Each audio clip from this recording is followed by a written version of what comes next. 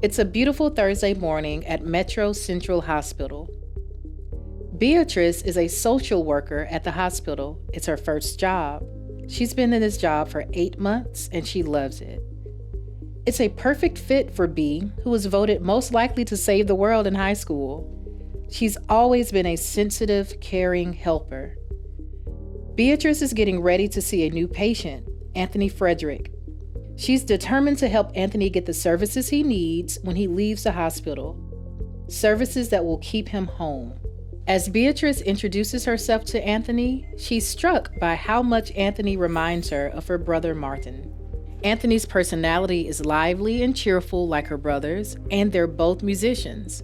And her brother was about the same age as Anthony when he died last year from COVID. Anthony also has COVID with additional complications from HIV.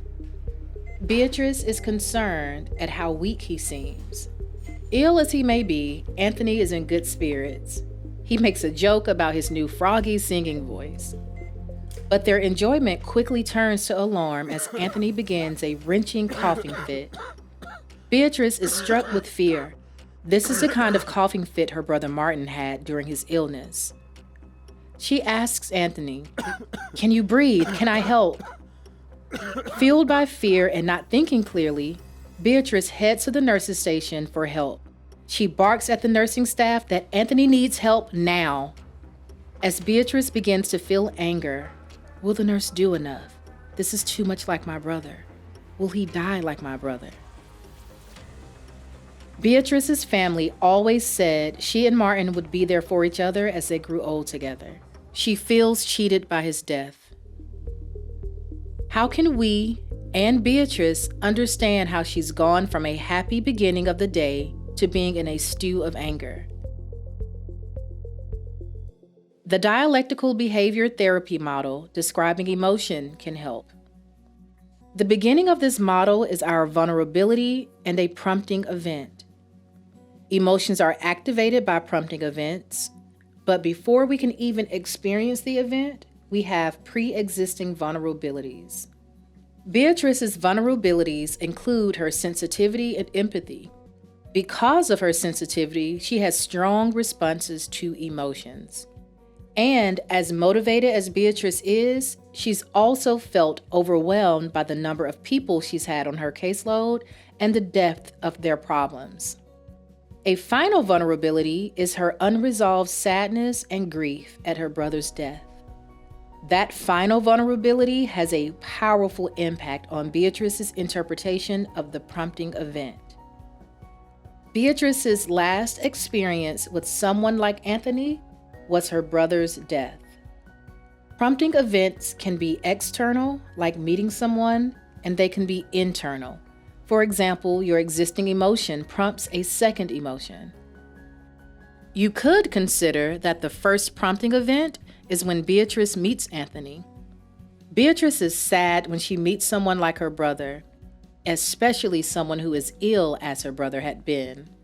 Because Beatrice is motivated to help Anthony, she focuses her attention on him, and she's not aware of her sadness. But Anthony's wrenching cough is a prompting event that activates fear in Beatrice. Often what really sets off our emotions is our interpretation of the prompting event and not the event itself. Beatrice interprets Anthony's situation in terms of her brother's experience. Prompting events activate biological changes in our brains, nervous system, and body sensations. Neural firing changes our brain. Brain circuits are activated and brain chemicals are released. Our nervous system, the brain and the spinal cord, sends signals to the muscles to contract. And the sympathetic nervous system increases heart rate and blood pressure. Beatrice's rate of breathing also increases. Beatrice can feel these sensations in her body. In addition to biological changes, the model shows corresponding expressions. When emotions are activated, facial muscles change. Beatrice's eyes have opened wider and she frowns, gritting her teeth. She raises her voice when she asks Anthony if he can breathe and if she can help. Beatrice's emotion urges her to action as she moves quickly to the nurse's station for help. The biological and expressive responses to emotions loop back to after effects. After effects impact our ability to think, our physical functioning, our memory, and more. Dialectical behavior therapy uses a phrase with after effects. Emotions love themselves. This means that an emotion's after effect can be that we have increased sensitivity to that same emotion. We can become hypervigilant to events and pay stronger attention to things that will help refire our emotion. Beatrice's memory of her brother made her vulnerable to reinforcing past emotions. Beatrice's attention narrowed so that the most likely outcome she could see and feel for Anthony was his death. She couldn't think clearly enough to remember her reason for being there, which was that Anthony was well enough to be released from the hospital. Related to after effects is the activation of secondary emotions.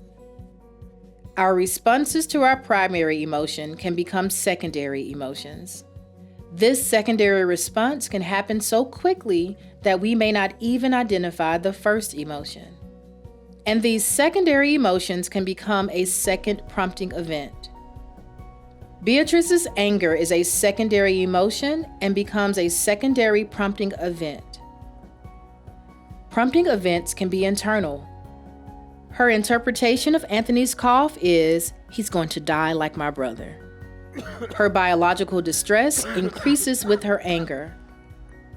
This model intentionally uses the term prompting event rather than trigger. Prompt allows for the possibility that a response is not inevitable, and it leaves room for change. Where can change happen in this model? The model includes space to name the emotion and have awareness about it. In fact, research indicates that people who can give an emotion a name experience less negative emotion. What if Beatrice can catch herself and name her emotions? Once Beatrice can begin to name her emotions, anger, fear, and sadness, she opens the opportunity for awareness. Beatrice's awareness allows her to interrupt her refiring and look at the facts that brought her to the situation in the first place. Awareness supports Beatrice to think more clearly. She changes her interpretation by observing facts. She's here to help Anthony return home. He is ill, but the health professionals who surround him have determined he's well enough to return home. The model for describing emotions is a way to look at how emotions are activated. This model also gives us direction for managing our vulnerabilities, our attention, and our awareness so that our responses can be positive, productive, and helpful to us.